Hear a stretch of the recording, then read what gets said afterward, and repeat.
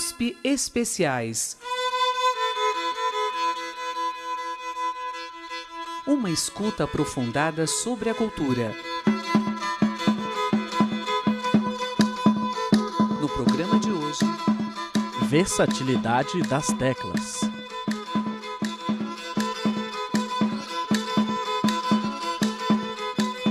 Olá, estamos começando mais um programa do Grupo de Estudos Radiofônicos do Departamento de Música da USP.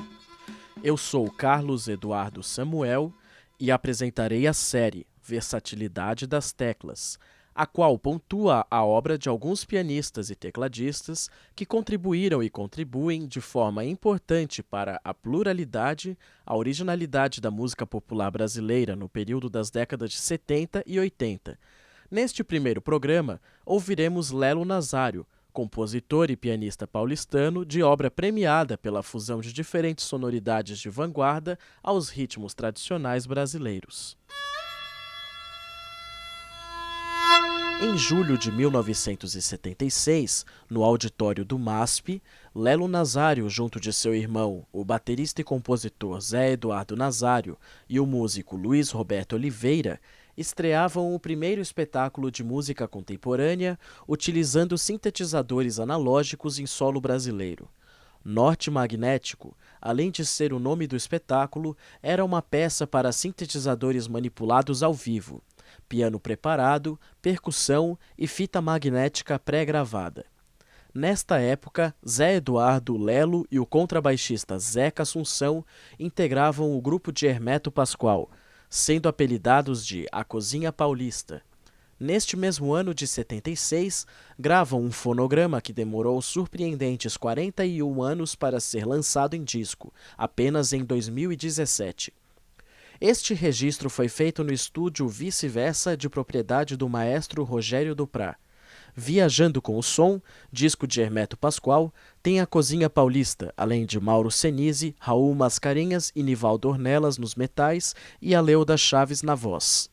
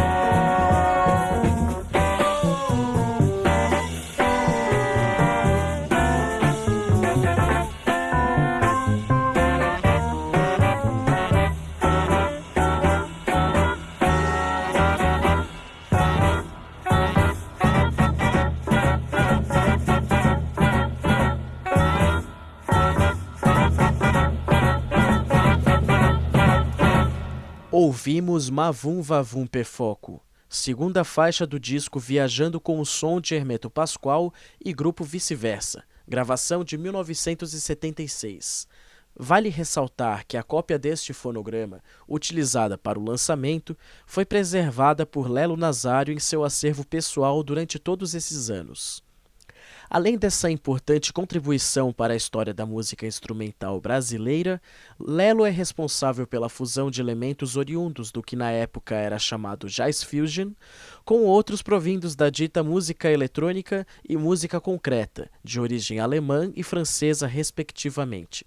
Lelo buscou desde cedo, da forma autodidata, estudar este vasto universo da música contemporânea de concerto, seja na composição eletroacústica, na livre improvisação ao piano e teclados e no jazz brasileiro. Iniciou os estudos do piano com Ilia Lacerda, vindo a estudar no Conservatório Lins de Vasconcelos.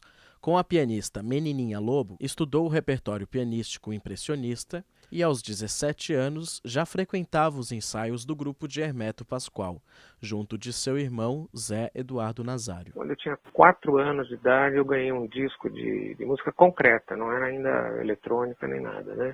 E então era o pessoal lá da Rádio France, gravar sons da natureza e tal, e modificar no estúdio, né? Pierre Henry, o Filippo, né, enfim. Então ganhei esse disquinho, que era uma amostra da música concreta que estava começando na França. E fiquei fascinado com isso, né, mas eu tinha, sei lá, 4 para 5 anos de idade, né, então era bem pequenininho, então, mas fiquei louco com isso. Meu pai era diretor da Rádio Tupi, ele me arrumou um gravador, né, que eu pedi para ele, queria um tal, e saía brincando, copiando sons aí na rua e tal, e levava para casa e modificava aquilo, né, do jeito que eu podia no gravador. E comecei realmente a comprar os discos europeus que chegavam aí nas lojas e tal, Stockhausen, né. E aí comecei a ver que tinha esse lado da música eletrônica pura, né, do Stockhausen, que eu não usava mais os elementos gravados, né, concretos e tal. E aí comecei a estudar isso e me apaixonei por isso, né.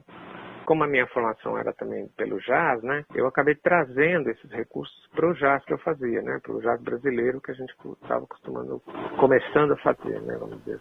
Aos poucos, Lelo obteve recursos para processamentos mais complexos do som gravado.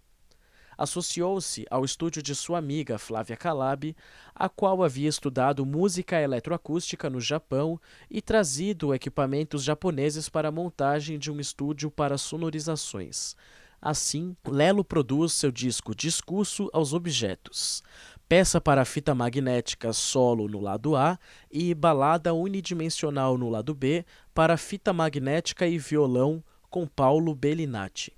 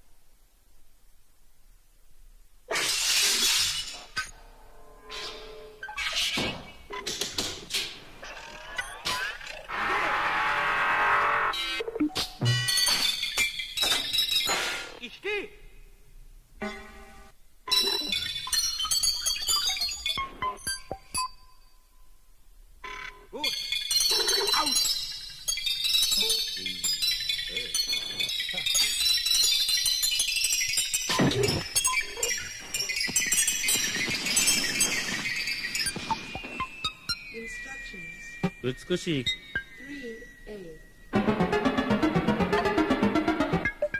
29A Shocks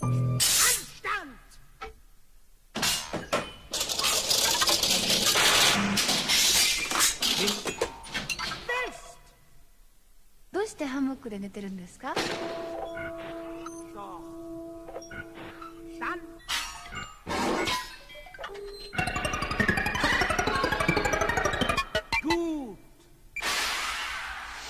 ？Musicだ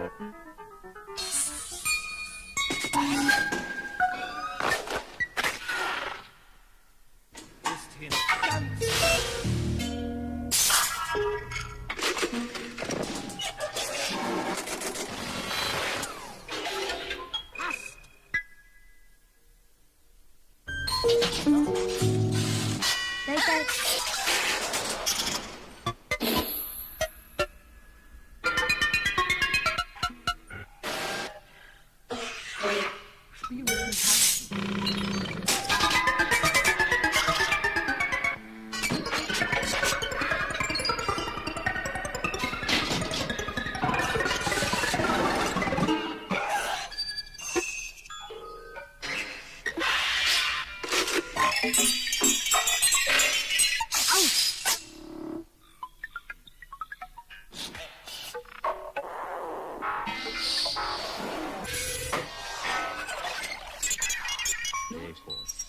yet songs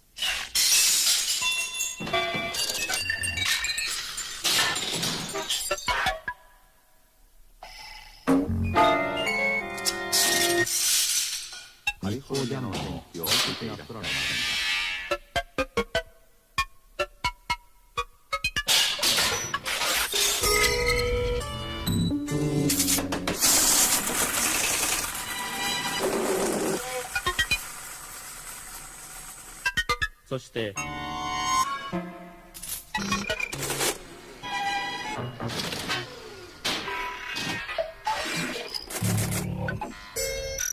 heat wheat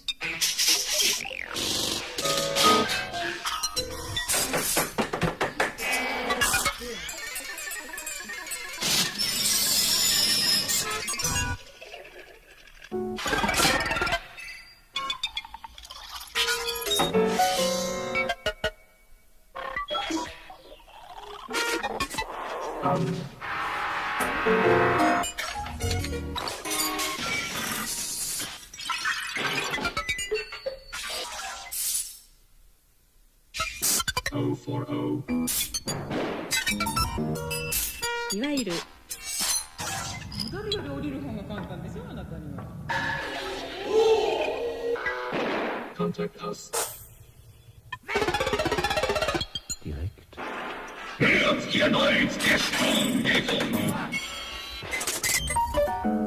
筋道決められたらおっかなくならない。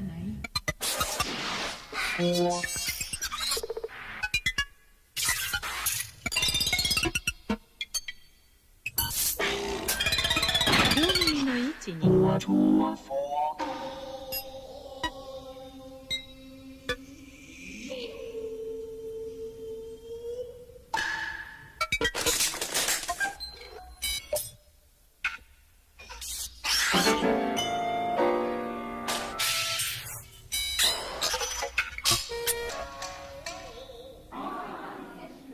ist allein.「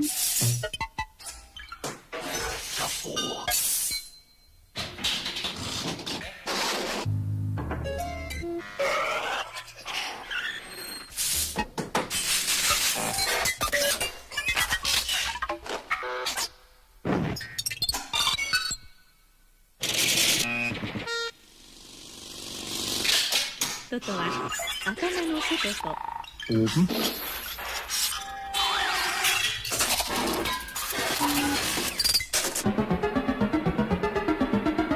shocks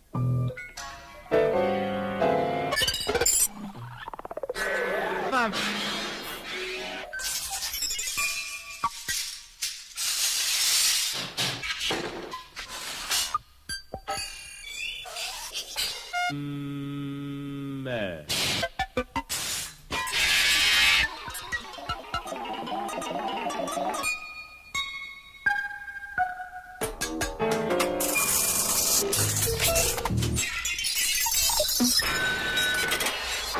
X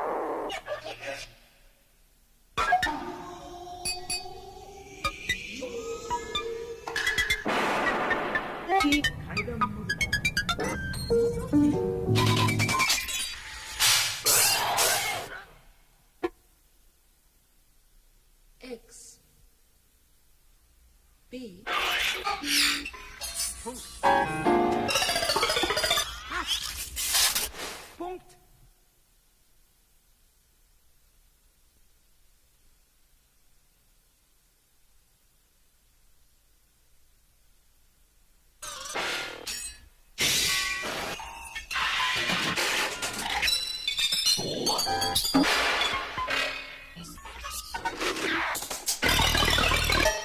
Text.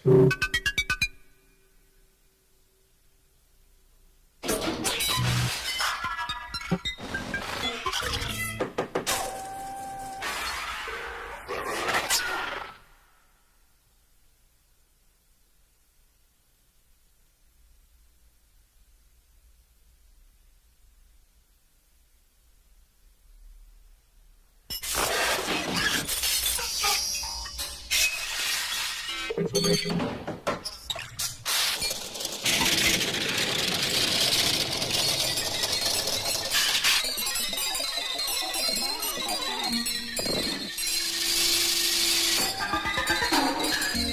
Language.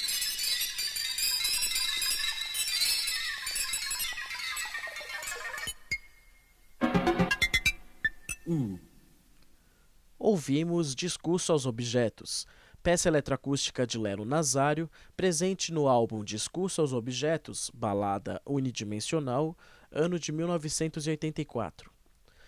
Voltando para a época da gravação do disco de Hermeto Pascoal, logo em seguida este viaja para os Estados Unidos para gravar o icônico Slave Mass. Depois retorna ao Brasil, indo morar no Rio de Janeiro. A Cozinha Paulista decide encerrar a parceria com Hermeto em 77 devido às maiores dificuldades em manter trabalhos em duas cidades.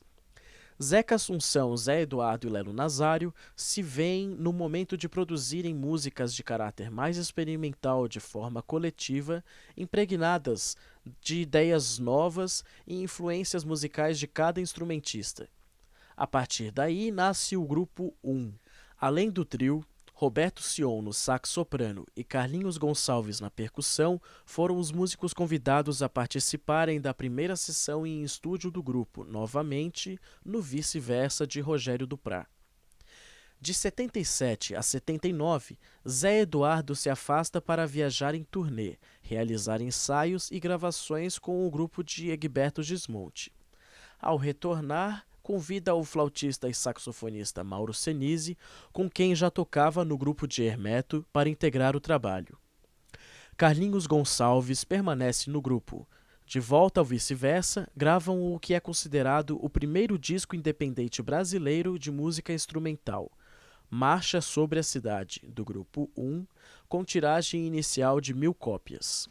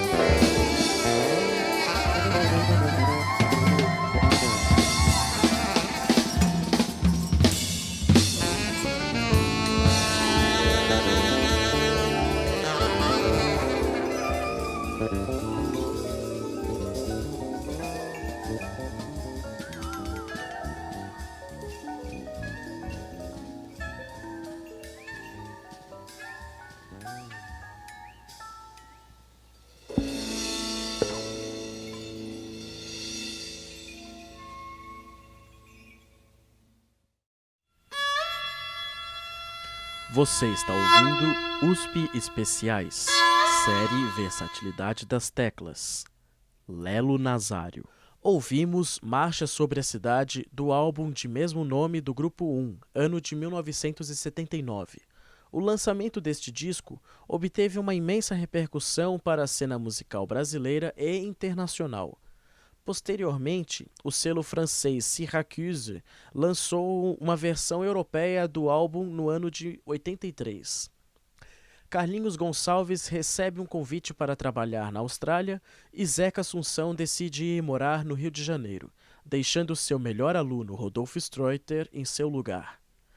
Paralelamente ao Grupo 1, Lelo Nazário, Rodolfo Streuter e Felix Wagner, compositor e pianista alemão radicado no Brasil, formavam o Symmetric Ensemble, grupo de proposta sonora avant-garde, composto de 2 pianos posicionados de forma espelhada e o contrabaixo ao centro, gerando eixo de simetria bilateral.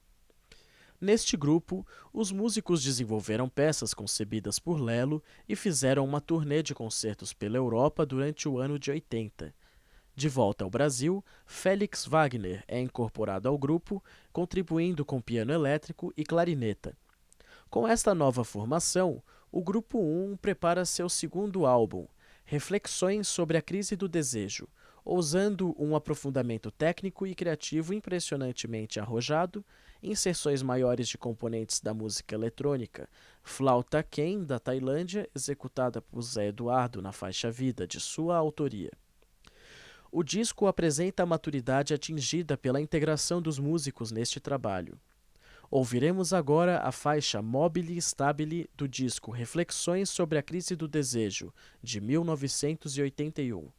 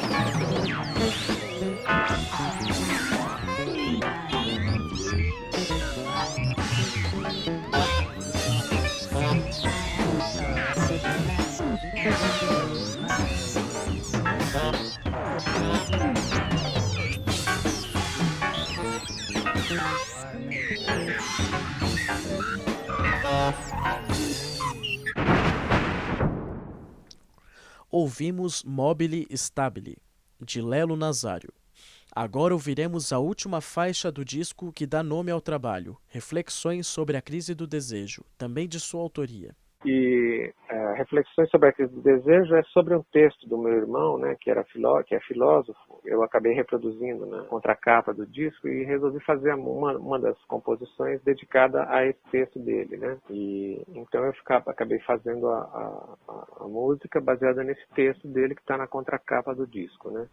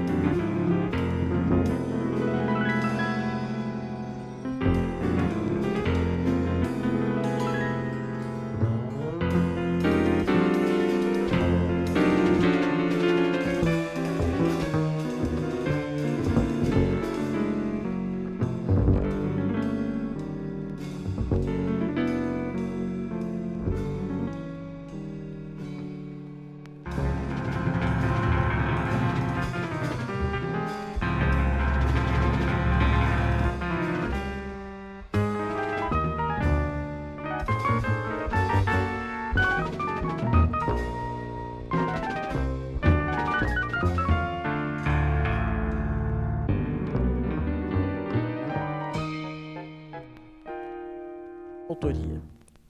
Grupo 1, Reflexões sobre a Crise do Desejo, ano de 1981.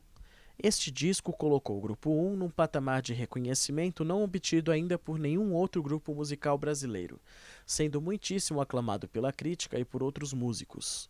No ano de 82, firma-se parceria entre o selo Lira Instrumental e a gravadora Continental para financiarem a produção de A Flor de Plástico Incinerada, encerrando o ciclo de atividades musicais com o terceiro e mais radical trabalho do grupo.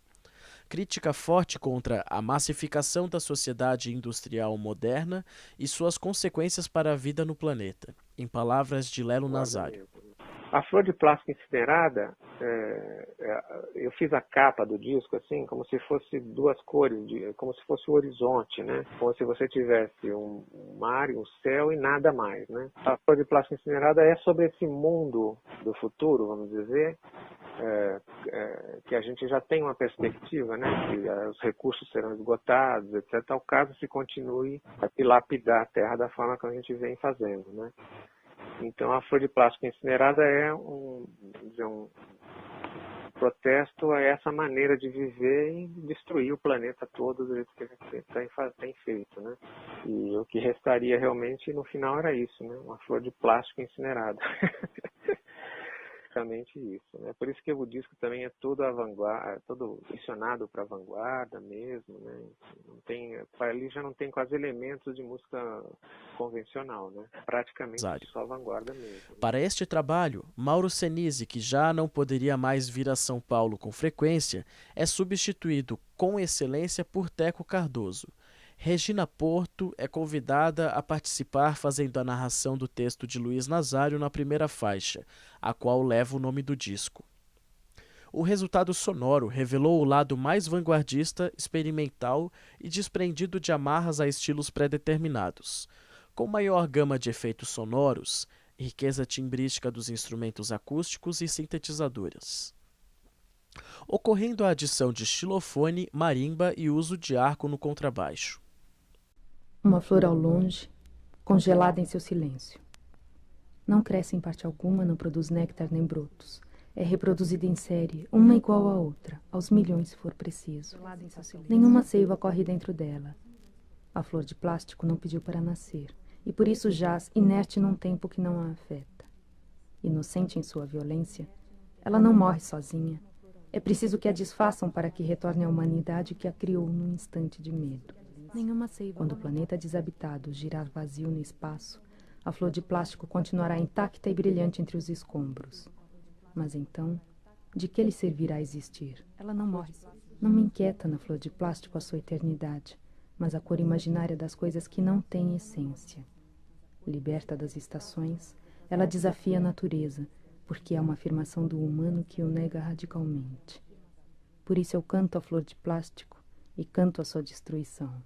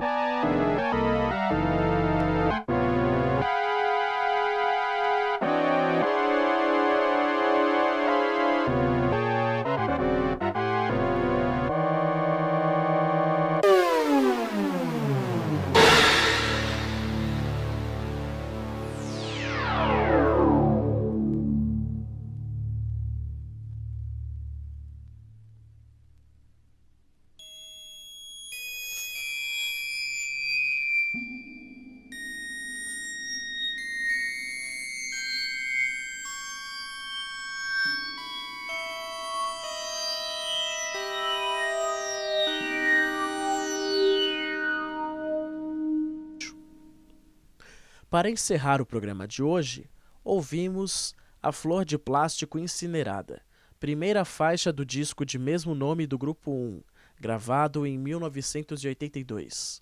O Grupo 1 encerrou suas atividades em 84, vindo a se reencontrar em agosto de 2015, comemorando após um hiato de 30 anos, seus quase 40 de fundação. Lelo Nazário seguiu com outros diversos projetos, tendo a felicidade de manter parceria com Zé Eduardo, Teco Cardoso, Rodolfo Streuter e a participação da cantora Marlui Miranda no consagrado grupo Pau Brasil. Além deste, formou Percussônica com seu irmão e o guitarrista Felipe Ávila, e também o duo Nazário, de bateria e teclas, existente desde 89. Lelo seguiu participando de diversos trabalhos musicais em grupo, trilhas sonoras e composições autorais presentes em disco solo, o mais recente África e América, de 2006.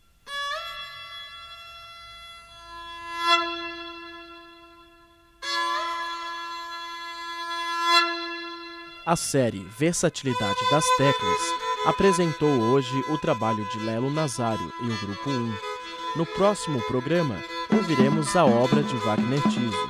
A série Versatilidade das Teclas tem direção, curadoria, montagem e edição de Carlos Eduardo Samuel, do Grupo de Estudos Radiofônicos do Departamento de Música da USP. Até lá!